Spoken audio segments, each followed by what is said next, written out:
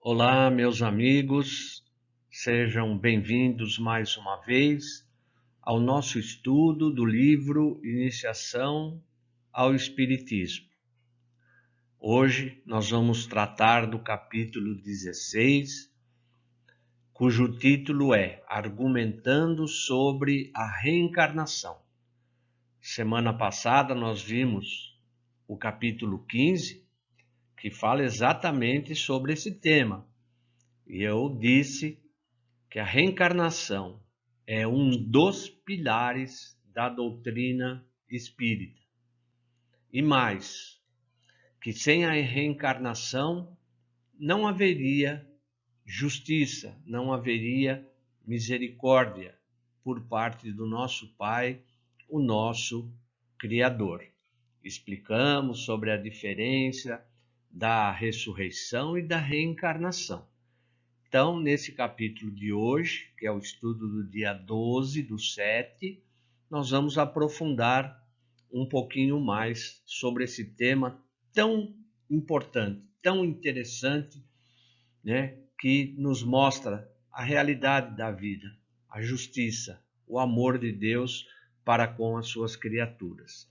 Então, como sempre fazemos no início de cada estudo, vamos fazer uma oração singela de agradecimento a Deus, nosso Pai, pela nossa existência, pela oportunidade do nosso progresso, do nosso avanço na condição de espíritos imortais que somos.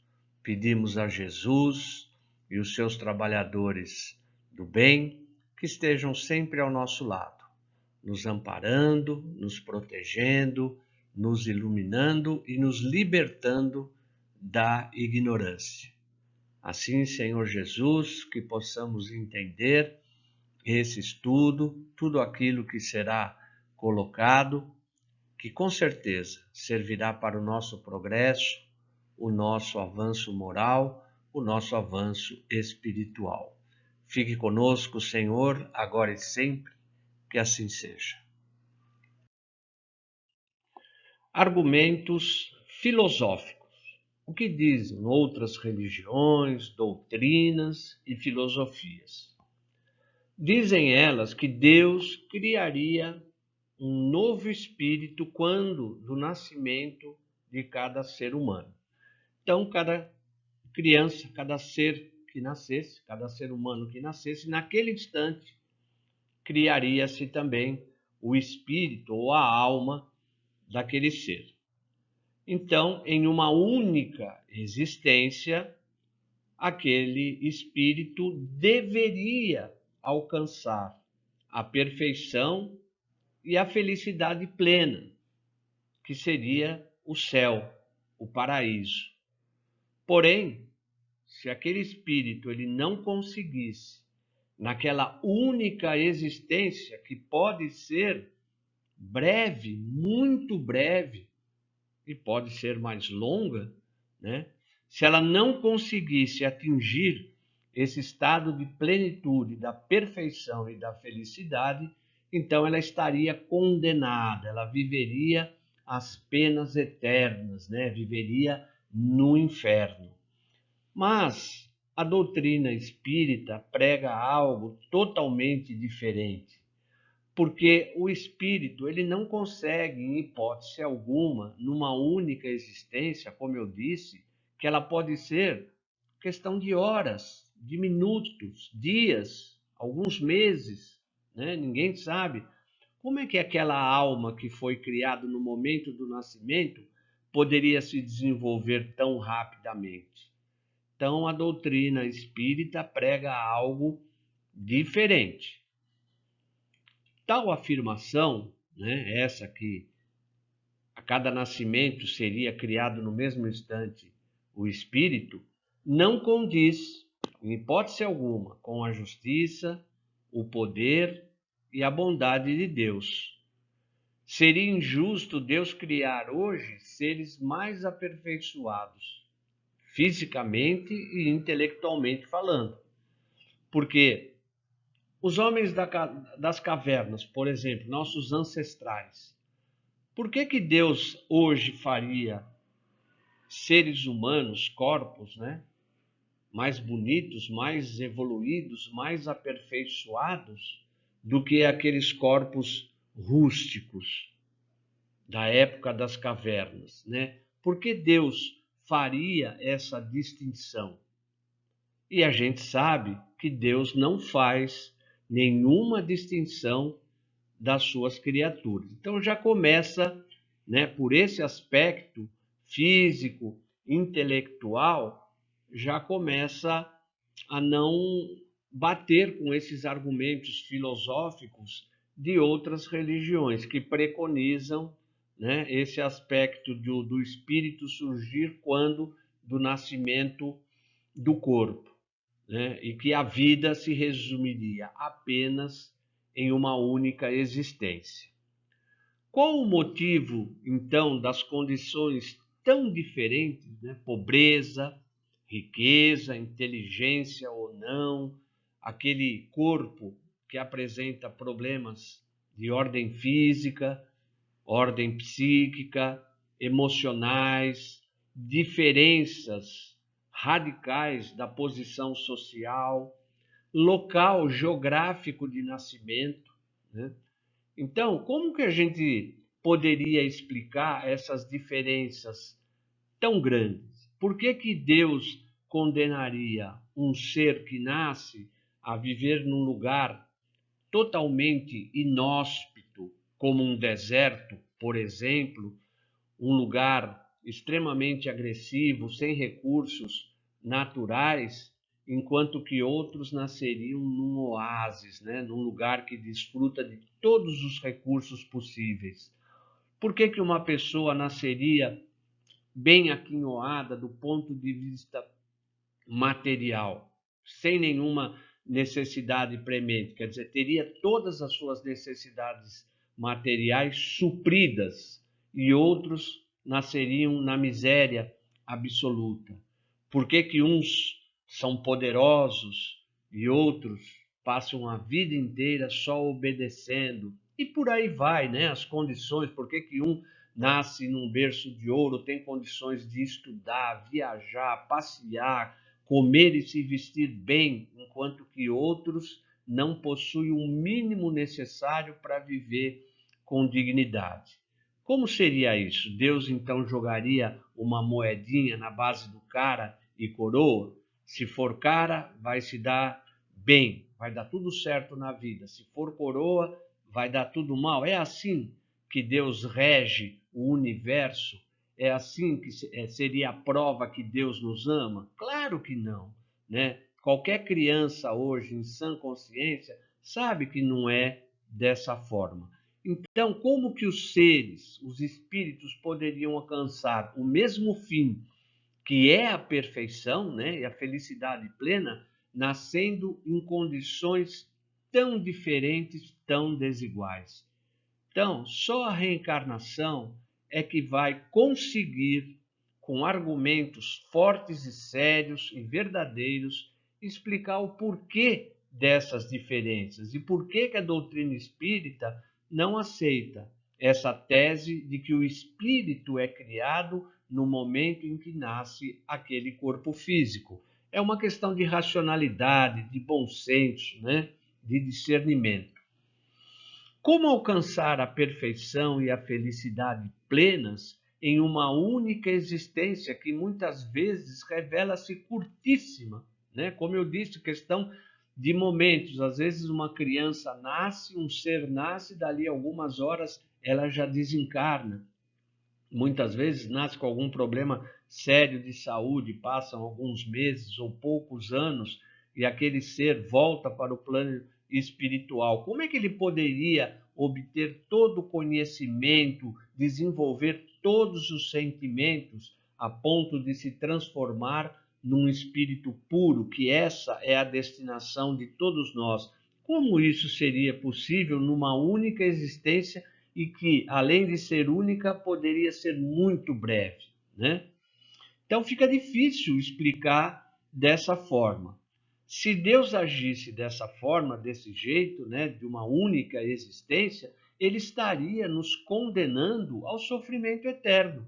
pois Deus, né, com toda a sua inteligência, ele já saberia com antecedência que o espírito não poderia progredir plenamente em uma única existência. Daí a reencarnação, né, a possibilidade de que esse desenvolvimento, para que se busque a perfeição e a felicidade plenas, se dê de forma consistente, de forma gradual, e isso leva milênios para o espírito adquirir. Então, só a reencarnação poderia explicar de uma forma verdadeira, inequívoca, a justiça, o poder e a bondade de Deus.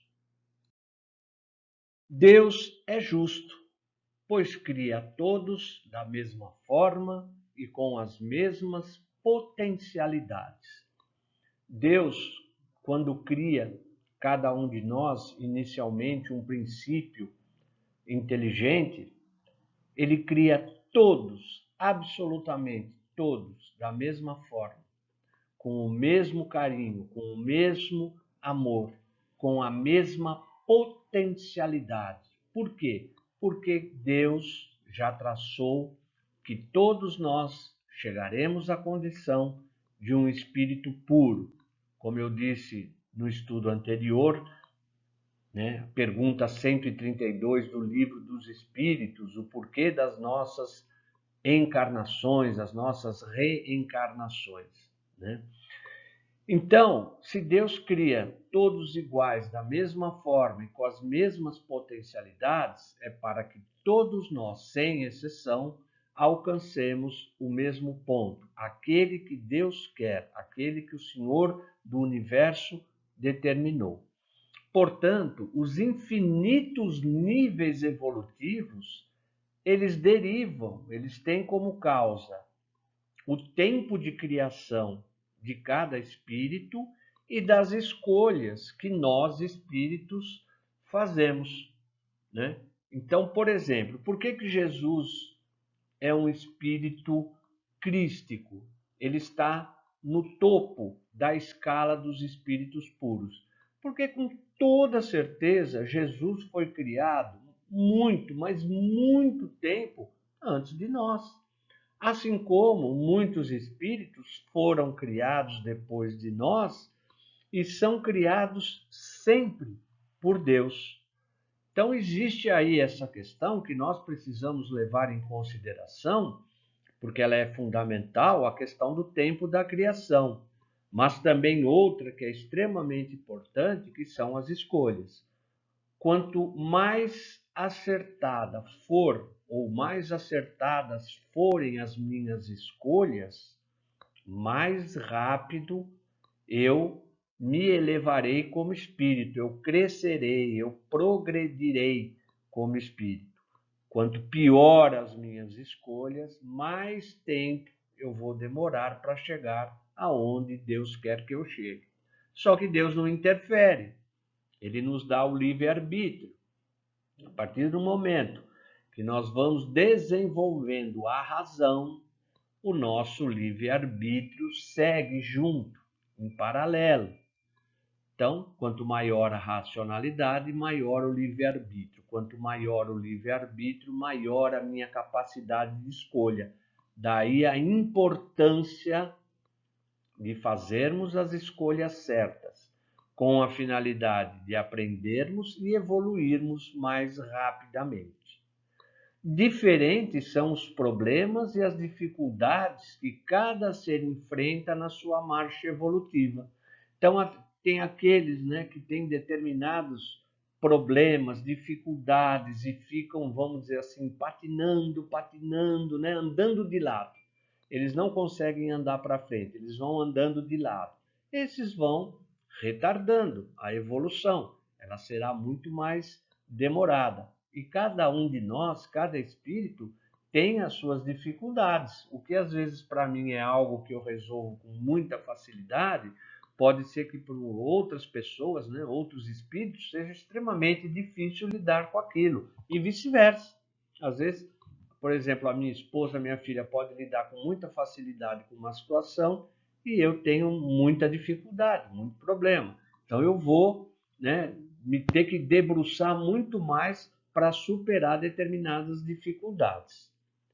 Portanto, meus amigos, não há acaso nem injustiça nas leis de Deus. As leis de Deus são inteligentíssimas, justas e misericordiosas. Elas não contêm erro, elas são perfeitas. Então, quanto ao aspecto, né, os aspectos ligados à hereditariedade, e quando a gente fala hereditariedade, a gente está falando do corpo físico. E com relação ao meio ambiente, aonde nascemos, onde vivemos, essas duas variáveis extremamente importantes, elas dependem muito das nossas ligações com outros espíritos, né? Então, lembra quando Jesus diz: o corpo procede do corpo, mas o espírito não procede do espírito. Então, os pais geram um novo corpo para que o espírito venha habitar aquele corpo. Mas os pais não geram o espírito. O espírito é a criação de Deus.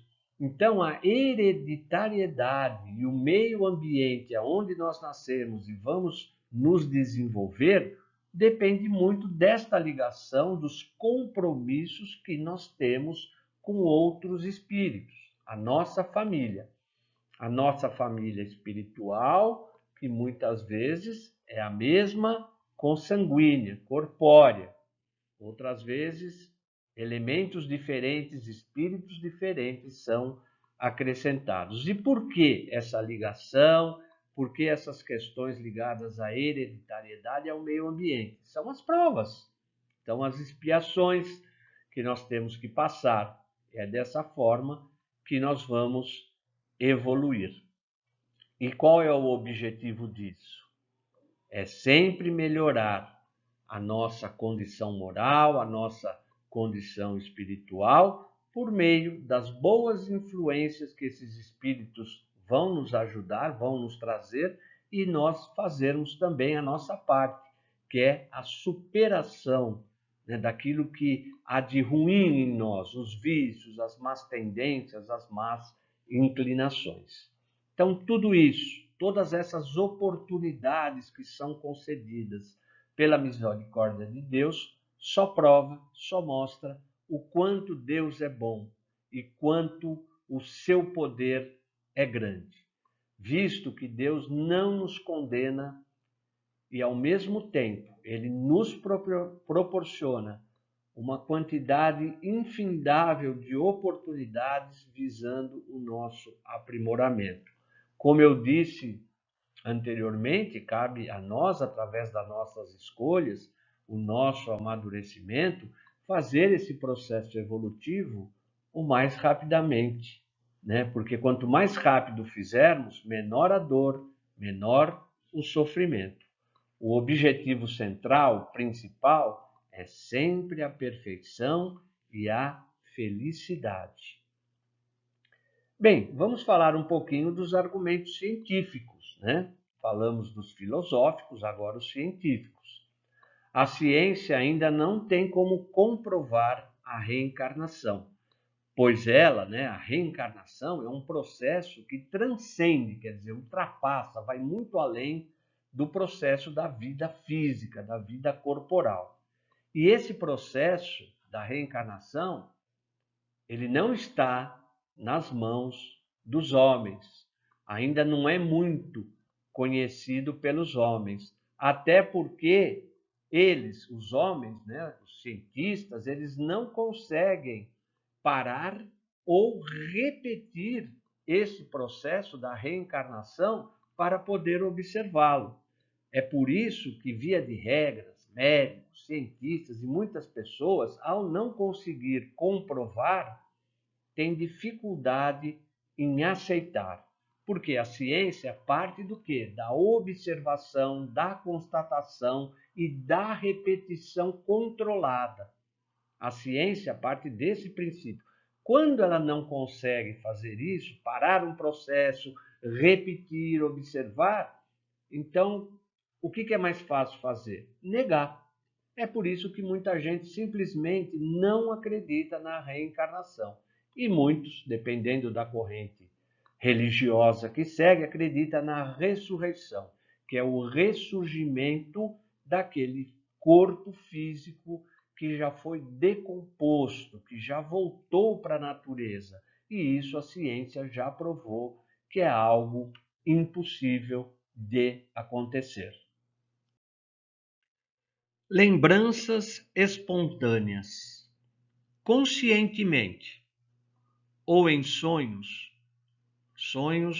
no momento que nós repousamos o corpo físico, na verdade nós desdobramos, né?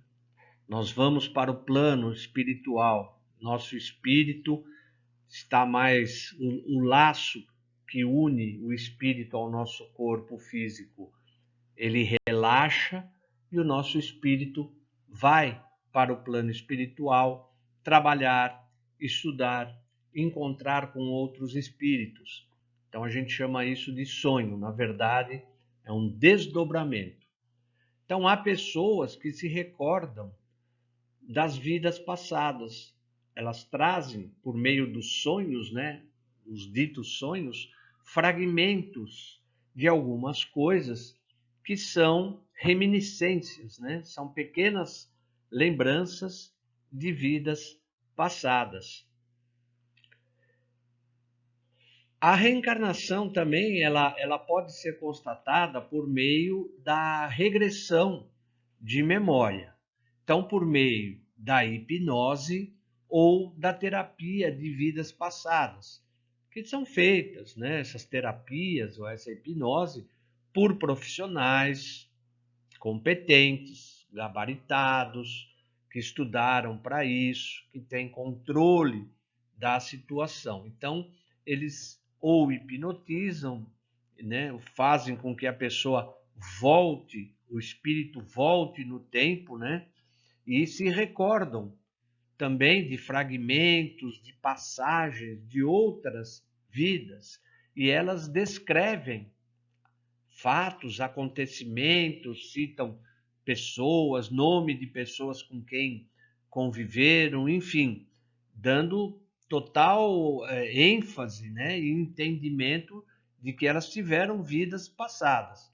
Então, isso hoje em dia é bastante conhecido, essas terapias, né, a hipnose, a TVP, muitas pessoas procuram, muitas apenas com aquele objetivo da curiosidade, né? O que será que eu fui em vidas anteriores? E outras que procuram através dessas terapias, né, voltar no tempo para tentar de alguma forma corrigir, auxiliar algo que está prejudicando, que está trazendo uma ressonância para a vida atual. Então, através de um conhecimento, de alguma passagem, de alguma vida anterior, algum trauma, algum acontecimento que gravou fortemente naquela pessoa, né? Ela tenta, através desse conhecimento, com auxílio desses profissionais, resolver questões, né? Para que tenha uma vida melhor, mais saudável,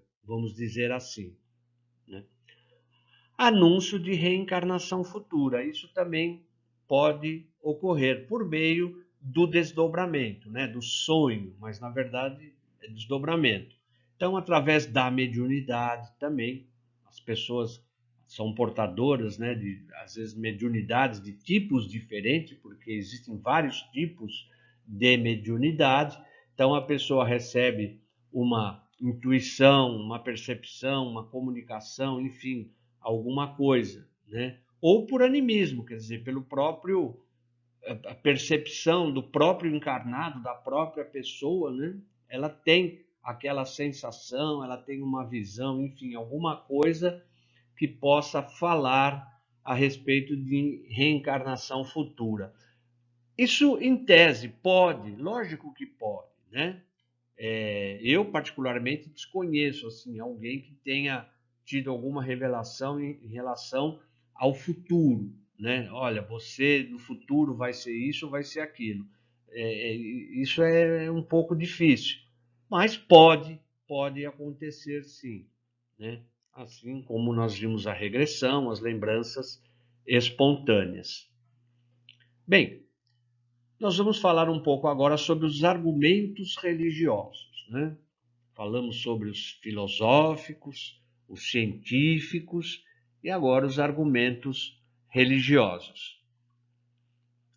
Nas tradições e literatura religiosas, como por exemplo no Velho e no Novo Testamento, há passagens, né, sobre a reencarnação. Então, muita gente, né, que professa outras religiões que não aceitam a reencarnação é porque não se atentaram, não estudaram o suficiente. Mas se elas forem, por exemplo, no Novo Testamento, e ali vai ter um determinado capítulo de algum dos evangelistas, né, sobre o encontro de Jesus com Nicodemos. Nicodemos, que era uma pessoa importante, religiosa da época, seguidor dos ensinos de Moisés, mas não era um homem radical, não era um homem hipócrita, era um homem de coração bom. E ele tem um encontro com Jesus, e Jesus trava um diálogo com Nicodemos a respeito da reencarnação. Eu não vou ler aqui para vocês, né? Não vou comentar muito sobre esta passagem, mas vocês podem ir lá no Novo Testamento, ou mesmo na doutrina espírita, né? No Evangelho, tem a passagem, né, de Jesus conversando com Nicodemos.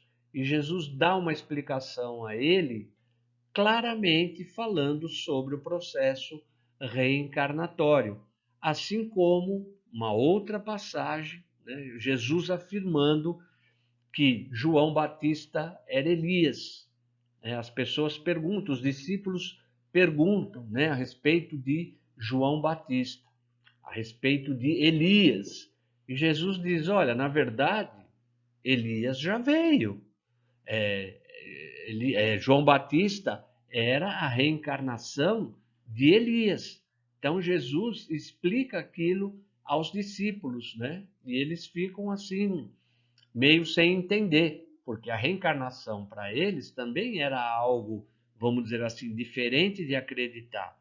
Mas Jesus, nessa passagem, ele explica claramente aos seus discípulos, né, que João Batista não era ninguém mais do que Elias, né? Era Elias que veio posteriormente. João Batista foi o precursor, aquele que veio anunciar a vinda do Cristo.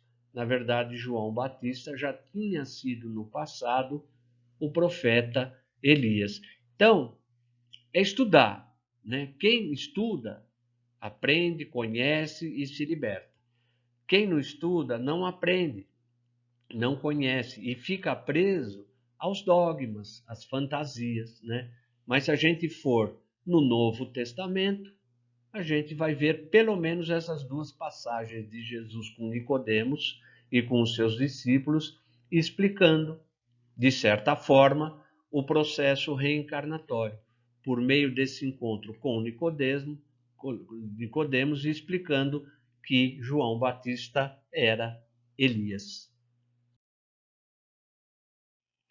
Bem, meus amigos, já caminhando para o final desse estudo, nós chegamos na parte das conclusões, né? E estudando com racionalidade, com inteligência, nós podemos concluir que existem argumentos filosóficos, científicos e religiosos que confirmam, embasam, sustentam a reencarnação, o processo reencarnatório. Neste capítulo nós vimos isso, né? Os argumentos filosóficos, científicos e religiosos que dão sustentação, que dizem com todas as letras, né, que o processo reencarnatório é uma verdade.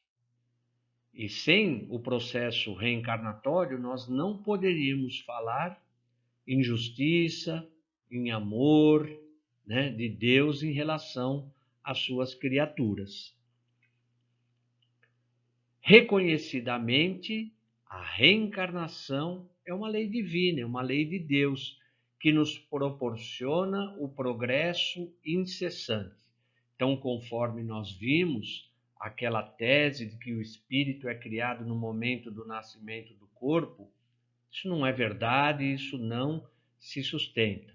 O nosso espírito, ele se inicia, ele é criado por Deus como um princípio inteligente e vai se desenvolvendo até o momento em que aquele princípio se desenvolveu o suficiente ou necessário e ele passa então a adquirir um espírito humano. Aquele princípio se transforma num espírito humano. A partir daí, as reencarnações sucessivas, contínuas, como se fosse uma escada. Em cada reencarnação, a gente sobe um degrau. Podemos estacionar? Podemos, mas não devemos, porque estacionar é para nós um prejuízo. Significa ampliar ou manter a dor e o sofrimento. Enquanto o processo, a evolução, à medida que caminhamos para frente na moralidade, no desenvolvimento das nossas virtudes, dos nossos bons sentimentos, e vamos deixando para trás os nossos instintos, os nossos vícios, as nossas más inclinações, nós estamos evoluindo, progredindo para um dia chegarmos à condição de espíritos puros, porque este é o objetivo, esta é a vontade de Deus. Agora, esse processo não se faz do dia para a noite. Por isso, imaginar que numa única existência, que pode ser muito curta, o espírito atingir o seu ápice, o seu máximo da capacidade intelectual e moral, não faz o menor sentido. Uma existência só não é possível. Necessárias, inúmeras são as reencarnações, as nossas vivências, para que esse progresso seja consistente, gradual e definitivo. Na reencarnação, podemos evidenciar de modo sublime o poder, a justiça e a bondade de Deus. E nós até em slides anteriores explicamos o porquê, né? Porque se não houvesse essa possibilidade de várias existências, né? de repetirmos até, se necessário, várias experiências, se tivéssemos fadados em uma única vida a fazer todo o progresso, com certeza seria o fracasso. E Deus iria expor as suas criaturas a um sofrimento desnecessário. Então, a forma que Deus encontrou para que essa evolução espiritual nossa se dê revela, né, na sua total grandeza, o poder, a justiça e a bondade de Deus. E aí, meus amigos, apenas como sugestão, né, para quem queira, tem esse livro, Reencarnação no Brasil. É um livro do Hernani Guimarães Andrade, foi um grande espírita, voltado totalmente para a doutrina, principalmente no seu aspecto científico, né? O aspecto científico da doutrina espírita, que é um dos seus tripés, né? Filosofia, ciência e religião. Então foi um grande espírita, um grande estudioso, e ele escreveu esse livro, demonstrando, se não me engano, em 8 casos, né, que ele relaciona as evidências de processos reencarnatórios no Brasil. E também esse outro livro, para quem queira, né, A Reencarnação, Gabriel Delany, né, que também foi um grande espírita, estudou muito, ele não é brasileiro, ele é, se não me engano não, com certeza ele é francês, né? E ele escreveu esse livro, muito interessante também. Esses livros estão à venda e acho até que pela internet talvez seja possível baixar em PDF. Então fica aí apenas essa sugestão, caso alguém queira né, se aprofundar, entender um pouquinho melhor, embora haja na doutrina espírita inúmeros livros, artigos, palestras, né, que vão falar sobre a reencarnação, o processo reencarnatório. Mas fica aí esses dois livros, né, para quem tenha esse desejo, queira se aprofundar um pouco mais no estudo. Então era isso, meus amigos. No próximo estudo, né, no dia 19 de julho, nós vamos unir dois capítulos, o 17 e o 18, que ainda vão continuar falando sobre a reencarnação, né? Os pais, os filhos, a família, né? Todo esse processo que nos une. Então, aí sim a gente encerra a parte da reencarnação, que são esses 4 capítulos, do 15 ao 18, né? Então, os 2 primeiros estão aí, semana que vem, no dia 19, a gente coloca os 2 últimos. Espero, como sempre, ter ajudado vocês, auxiliado na compreensão. O assunto não se esgota só com esse estudo que nós fizemos, por isso que eu estou dando aí a dica desses 2 livros, né? Existe muito material, mas muito, um vasto material a respeito desse assunto, né? Então, quem quiser se aprofundar, é muito interessante. Então, espero ter contribuído, facilitado o entendimento. E como sempre, né, eu friso, as dúvidas, os comentários, por favor, coloquem lá no nosso grupo de WhatsApp, que eu, a Sandra e agora uma nova monitora está entrando no nosso grupo, né, para nos ajudar, nos auxiliar, a Priscila Belintani, né, que é trabalhadora da nossa casa espírita, o Allan Kardec, já coordenou cursos no Allan Kardec, é uma pessoa estudiosa da doutrina espírita e vai auxiliar, né, vem somar comigo, com a Sandra, alguns capítulos desse livro sensacional da Terezinha de Oliveira. Então, qualquer dúvida, qualquer comentário, por favor, coloque lá no nosso grupo e desejo a todos um bom estudo e até a próxima semana. Um abraço a todos vocês.